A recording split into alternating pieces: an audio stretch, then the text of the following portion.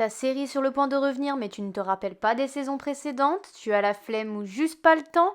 Bienvenue sur le récap série film et aujourd'hui c'est Stranger Things saison 2.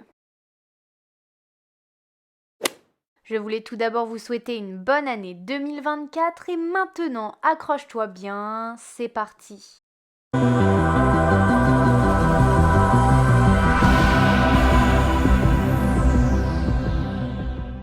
À Pittsburgh, le 28 octobre 1984, on rencontre de jeunes voleurs, dont Callie ou Eight, qui possèdent des pouvoirs. Le même jour, à Hawkins, on retrouve les garçons dans une salle d'arcade, où il a toujours des visions de l'Upside Down. Plus tard à l'école, ils font la rencontre de Max, qui arrive de Californie avec son demi-frère, Billy.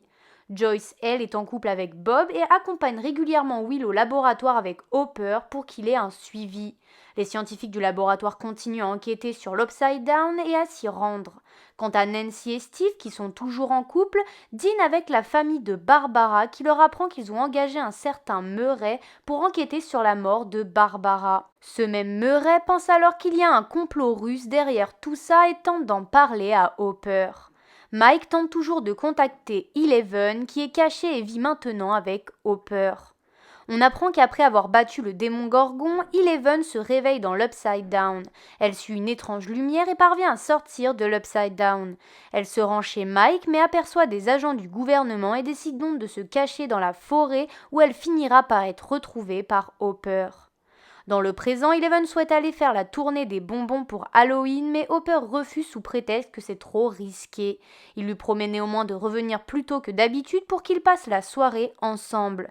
Mais Hopper enquête sur un problème de récolte et ne voit pas le temps passer.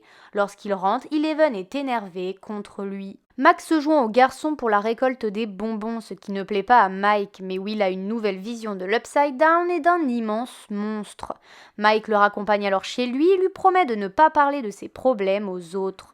Pendant ce temps, Jonathan rejoint Nancy à une fête où elle se dispute avec Steve qui l'abandonne alors. Jonathan raccompagne alors Nancy. En rentrant chez lui, Dustin tombe sur une étrange créature qu'il parvient à capturer. Il la nomme D'Artagnan ou Dart. Il le montre aux autres et Will pense alors qu'il s'agit de la larve qu'il avait recrachée à la fin de la saison 1 et donc qu'il vient de l'Upside Down. Will en parle à Mike qui demande alors à ce qu'ils en parlent à Hopper mais Dustin souhaite garder Dart. Ce dernier mute et finit par s'enfuir. Les garçons et Max partent alors à sa recherche. Pendant ce temps, toujours énervée, Eleven sort. Elle se rend à l'école où elle voit Mike et Max et devient jalouse. Elle blesse Max avant de s'enfuir avant que quelqu'un la voie. Will a un nouvel épisode lorsqu'il trouve Dart. Dustin parvient à mettre la main sur son petit compagnon et le cache. Les garçons se rendent compte de la disparition de Will qui tente de faire face au monstre dans l'Upside Down mais se fait attaquer. Joyce, qui a compris que quelque chose clochait avec Will, va au collège et retrouve son fils en pleine crise. Will reprend connaissance après avoir, semble-t-il, absorbé le monstre. Will avoue alors à sa mère qu'il sent le monstre l'envahir. Eleven finit par rentrer et retrouve Hopper qui est très en colère. Ils se disputent une fois de plus et Eleven met le salon sans dessus-dessous. Le lendemain, Joyce tente d'appeler Hopper pour le prévenir que Will est très malade et esquive toute source de chaleur. Hopper finit par venir chez elle où Will tente de tout lui expliquer. Il se met alors à dessiner et Joyce et Hopper assemblent ses dessins. Le policier comprend alors que les plantes qu'il a trouvées dans les champs et qui tuent les plantations proviennent de l'Upside Down. Hopper trouve alors un tunnel où les plantes se répandent. En même temps, les garçons tentent de retrouver Dart. Mike pense que ça pourrait aider Will et met exprès Max sur la touche. Celle-ci se vexe. Alors que Lucas tente de lui expliquer, Billy les voit ensemble et ordonne à Max de ne plus approcher Lucas. Mike se rend chez Will tandis que Dustin rentre et trouve Dart qui a muté une nouvelle fois et mangé son chat. Pendant ce temps, Nancy et Jonathan tentent de piéger les agents du gouvernement. Ceux-ci les trouvent et les emmènent au laboratoire où le docteur leur montre le portail de l'Upside Down et explique qu'ils n'arrivent pas à le détruire mais qu'ils arrivent tout de même à l'empêcher de se répandre pour éviter que leurs ennemis s'en servent contre eux. Ils laissent partir les adolescents mais ceux-ci ont enregistré tout ce que le docteur Owens leur a raconté. Ils se rendent alors chez Murray pour tout lui raconter, mais celui-ci propose de modifier leur histoire pour que les gens y croient vraiment. Nancy et Jonathan passent la nuit ensemble chez Murray et s'avouent enfin leurs sentiments. Alors qu'elle doit ranger, Eleven tombe sur des dossiers sous le plancher dont celui de sa mère. Elle tente de la contacter puis décide de lui rendre visite. Elle découvre que sa mère a également développé des pouvoirs et décide d'entrer en communication avec elle. Eleven apprend donc qu'elle a été volée à sa mère lorsqu'elle était bébé et que sa mère a tenté de la récupérer. Elle trouve alors Eleven avec une autre enfant avant d'être emmenée par la sécurité et torturée par Brenner. Dans le tunnel, Hopper se retrouve coincé. Will rêve de lui et sait donc qu'il est en danger. Bob arrive et parvient à comprendre que les dessins de Will représentent une carte de la ville. Ils parviennent à savoir où se trouve Hopper et partent à sa recherche. Celui-ci tente de s'échapper en utilisant le feu contre la créature mais se retrouve piégé. Joyce et Bob descendent dans le tunnel pour retrouver Hopper. Des personnes du laboratoire arrivent également et les évacuent après avoir récupéré Hopper. Ils tentent de brûler la créature, mais Will ressent sa douleur et perd connaissance. Ils sont tous emmenés au laboratoire. Tandis que Steve et Dustin tentent de capturer Dart qui s'est enfui, Lucas raconte toute la vérité à Max sans que celle-ci ne le croie. Dustin appelle Lucas pour tout lui raconter au sujet de Dart. Lucas va donc chercher Max pour lui prouver qu'il dit la vérité et ils rejoignent Dustin et Steve. Ils mettent alors au point un plan pour piéger Dart, mais d'autres créatures arrivent également et les attaquent.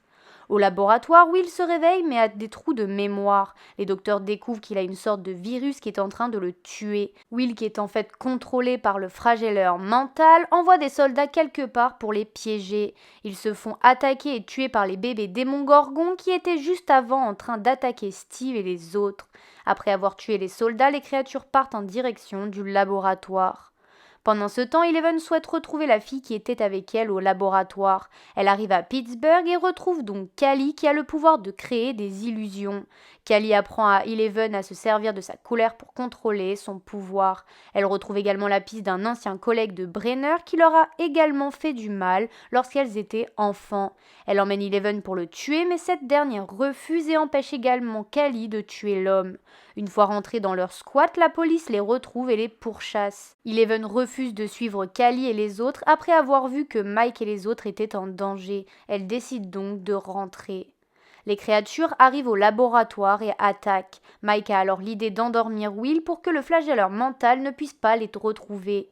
Avec l'aide du docteur, ils se cachent tous dans la salle de surveillance. Mais Bob doit alors sortir pour redémarrer le système qui vient de sauter. Il y parvient, ce qui permet à Steve et compagnie, rejoints par Nancy et Jonathan, d'entrer.